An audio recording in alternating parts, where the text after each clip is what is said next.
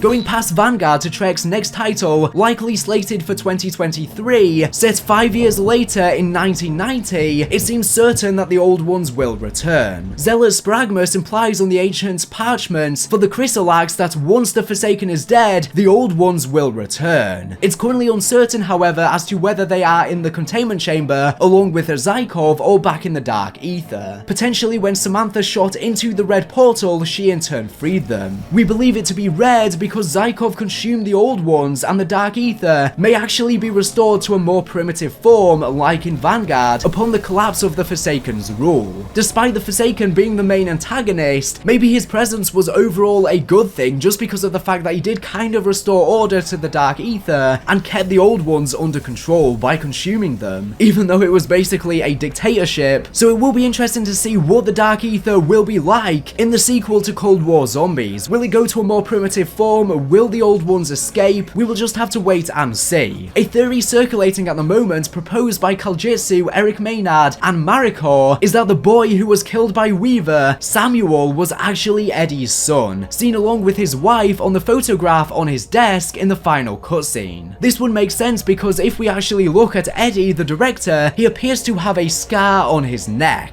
Maybe Weaver thought he killed him, but he actually managed to survive, whilst his wife and son seemingly perished. And this would make a lot of sense because Eddie handpicked Weaver to lead Requiem, and it's clear that he is putting different puzzle pieces in motion. Supporting this is a piece of intel from Piotr in the Dark Aether, where he says that the ethereal orbs are made of memories, and as well as an American spy, likely referring to Peter McCain, and a Russian scientist, likely referring to Anton Gersh. So I'm guessing because in the broken cycle Gorod Krovi never happened, the ethereal orbs of Peter McCain and also Gersh ended up in the Dark Aether, so it is possible that we will probably hear from them again, maybe in Vanguard or Treyarch's next title. Along with him encountering these two orbs, he also encountered an orb with the memories of a child that were incredibly special, in that it was able to cross between worlds like Piotr himself, and that its memories are incredibly powerful. We know this plus the fact that in Outbreak's second main quest, Operation Excision, the red orb is attracted to the blue bunny, and the fact that the bunny was always Richtofen's childhood toy makes for incredibly interesting implications. We learn that the bunny's name is Mr. Pigs and it belongs to a child. It's described as liking to play hide and seek and keeps the child safe in a dark place. What's more is if you listen to this red orb, you can hear a mixture of laughter and crying of a child. With what we know now about the boy, it is possible that this child is in fact the boy himself, and that in the final moments of the house burning down, he held his toy bunny tight with him, and was somehow teleported into the Dark Aether, becoming an ethereal orb holding his memories, whilst his mother perished. Mr. Pigs has now become his own Dark Aether artifact that we utilized in Operation Excision. So when we are using this artifact, we may be using the powers of Samuel. The bunny is also present in the mystery box, replacing Samantha Maxis's previous teddy bear. I didn't even get my turn. And what's even crazier, in the final moments of Primus and Ultimus, when they hung around the campfire getting drunk and telling all sorts of stories, Ultimus Richtofen says to Primus Richtofen, "Sadly no, I am all out of rabbits." Well, I can honestly say I never imagined being in this position. I mean, look at us, all body. I'm not going to apologize for all the terrible things I have done, because frankly, I'm not sorry for anything. Yeah, I've had the time of my life. Now I know you'll probably never really trust me, and even now, you'll be expecting me to pull some last-minute rabbit out of a hat. A big rabbit of betrayal. Yeah, no kidding. Thank you, Dennis. I knew I could rely on you. So, do you have a rabbit of betrayal? If I'm honest, I've been expecting one since we all got together. Sadly, no. I am all out of rabbits. And the Forsaken actually references this quote. But all good things must come to an end. As the old Dark Aether saying goes, you're all out of rabbits. Was them or me? Do you know what that means? It means no more escapes. This time, no one gets out alive. Bye-bye. Which is really interesting and again shows that when you are within the Dark Aether you start to gain a lot of knowledge of all of time. But maybe it was Eddie who bought Samuel the bunny, if he is in fact his son. Even the name Samuel could be a reference to Samuel Stullinger, one of the members of Victis, as some of the last words Eddie would have heard in the old multiverse would have been Ultimus Richtofen apologizing to Stullinger. What are you talking about? We found the Agarthan device!